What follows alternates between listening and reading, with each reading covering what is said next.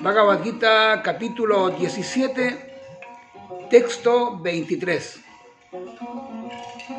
Om Tat Sat. Tal es la triple enunciación del Eterno.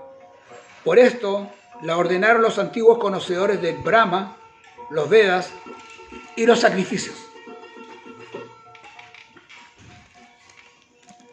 Y acá en un comentario se dice: ya se ha explicado que la penitencia, el sacrificio, la caridad y la comida se divide en tres categorías, de la modalidad de la bondad, la pasión y la ignorancia. Pero ya sea la primera, la segunda o la tercera clase, todas ellas están condicionadas, contaminadas por las modalidades materiales de la naturaleza. Cuando ellas apuntan al Supremo, Om Tat Sat, la suprema personalidad de Dios, lo eterno, se vuelven medios para la elevación espiritual. En las disposiciones de las Escrituras se señala ese objetivo. Esas tres palabras, Om Tat Sat, en particular, a la verdad absoluta. En los himnos védicos siempre se encuentra la palabra Om. Aquel que actúa sin seguir las regulaciones de las Escrituras no llegará a la verdad absoluta. Él obtendrá algún resultado temporal, pero no el fin último de la vida. De eso se concluye en la ejecución de obras de caridad, sacrificios y penitencias. Se deben llevar a cabo en los planos de la modalidad de la bondad. Cuando esas cosas se ejecutan en los planos de las modalidades de la pasión o de la ignorancia, son ciertamente de una calidad inferior. Las tres palabras Om Tat Sat se profieren conjuntamente con el santo nombre, como por ejemplo Om Tat Vishnu. Siempre que se profiere un himno védico o con el santo nombre se le añade la palabra Om. Eso es lo que señala la literatura védica.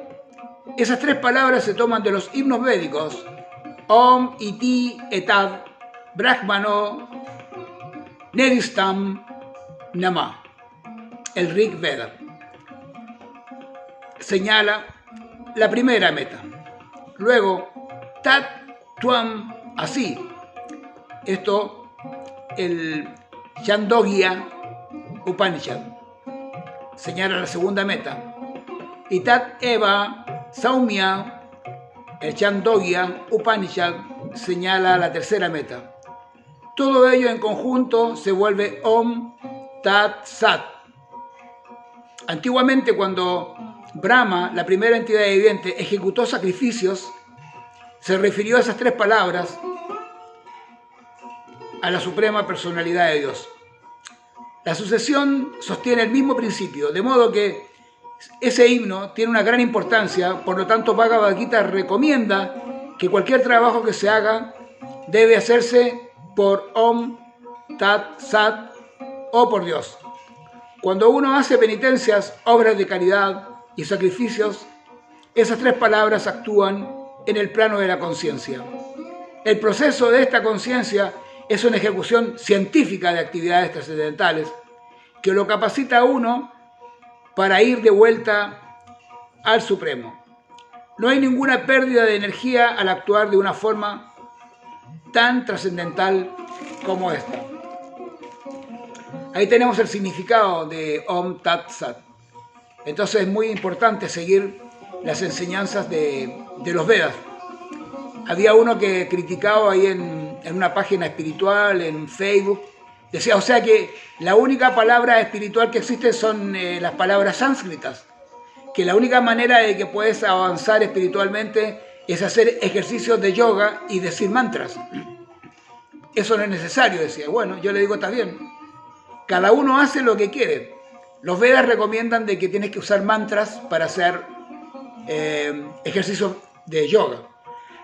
Cada ejercicio va acompañado de un mantra o de un bija, que es una raíz de un mantra. Si no, es simplemente gimnasia. Si no lo quieres entender, tú puedes hacer lo que quieras. no hay problema. Pero si quieres hacer tal como corresponde, porque el yoga viene de la India, no lo inventó uno aquí en California o en ¿cómo se llama? O en Verazategui. Esto lo crearon los libros antiguos de la India que tienen miles de años y ellos enseñan el yoga y los mantras. Cada mantra, cada ejercicio va acompañado de un mantra. Y de esa manera tú vas a alcanzar el principio máximo o el fin máximo de este conocimiento, que es la liberación. Esto es lo que está explicando con el Om Tat Sat. Siempre va acompañado todo de mantras o de estas raíces de mantra que se llaman villas. ¿Ya? Hare Krishna. Namaste.